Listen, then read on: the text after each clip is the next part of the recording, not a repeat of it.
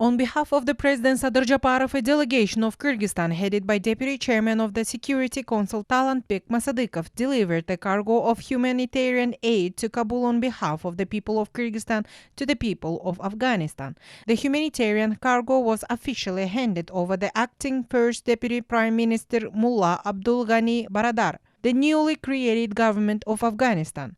During the meeting, Talantbek Masadykov had a detailed conversation with Mullah Abdul Ghani Baradar, during which the parties discussed the political situation in Afghanistan and exchanged views on security issues in the country and the region as a whole. Acting First Deputy Prime Minister thanked the President Sadir Japarov and the people of the country for providing humanitarian assistance to the Afghan people. He emphasized the needs of Afghanistan since the humanitarian aid promised by the international community has not yet arrived and the financial accounts of Afghanistan are still frozen. During the conversation, Mullah Abdul Ghani Baradar stressed the need to strengthen confidence-building measures with neighboring countries, noting that it is important for the Taliban to establish peace in the country and engage in the economy to improve the lives of its population.